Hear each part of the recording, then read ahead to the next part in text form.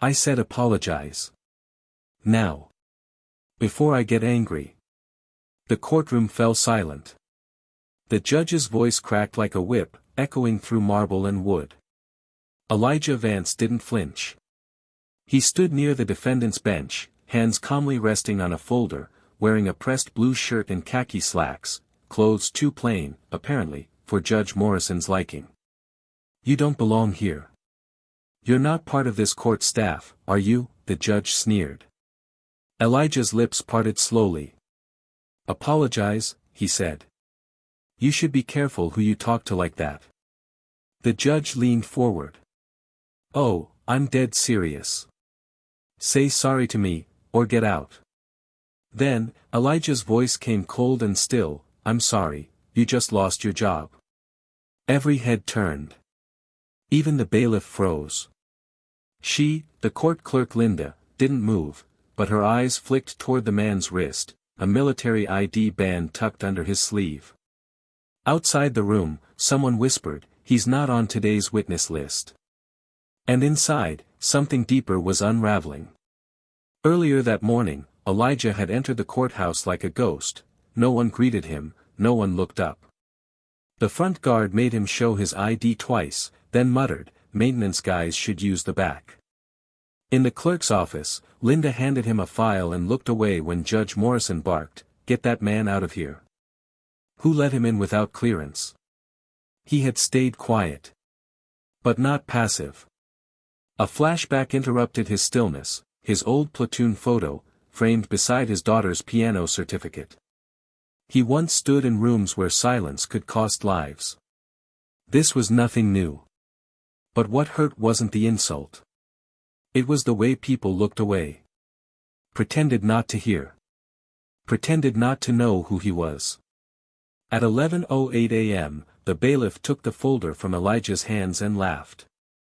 What's this, a resume? It wasn't.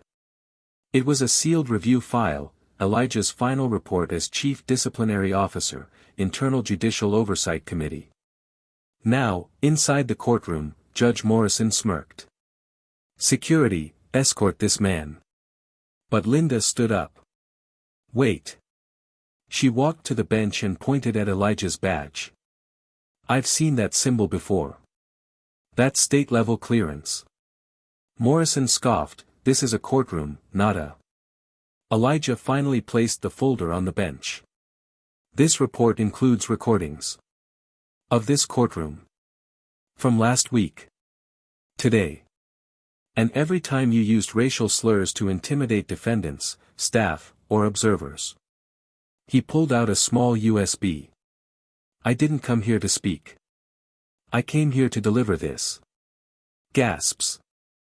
Then, someone shouted from the gallery, he's the guy who audited the federal corruption case. The judge's face turned pale. Elijah locked eyes with him. I didn't come for revenge. I came to remind you, no seat is above accountability. He turned away. But stopped, just once, and said. The position you abused, just revoked your authority. In the seconds after he spoke, the room shifted. Not loudly, but completely. Linda walked toward him. For a moment, no one else moved. Then someone clapped.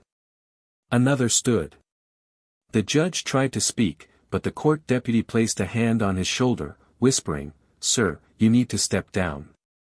Now. Elijah didn't linger. He picked up his cap from the chair, just a worn brown cap with the word, service, stitched into the back. Someone noticed the metal pin discreetly inside. As he walked out, the hallway seemed narrower. Like the building itself had shrunk to fit his footsteps. One by one, heads turned as he passed. Not because he demanded attention. But because silence, this time, meant respect. By the time the next hearing was called, Judge Morrison had been removed from the docket. The sealed report was uploaded to the Ethics Commission. Elijah left behind no words, no threats. Just a folder. And a nameplate. The courtroom sat empty for a few minutes longer than usual. Linda found herself looking at the folder, hand hovering but not touching it. Someone whispered, "Who was he, really?" She didn't answer. But her eyes drifted to the bench. And to the chair no one dared sit in again that afternoon.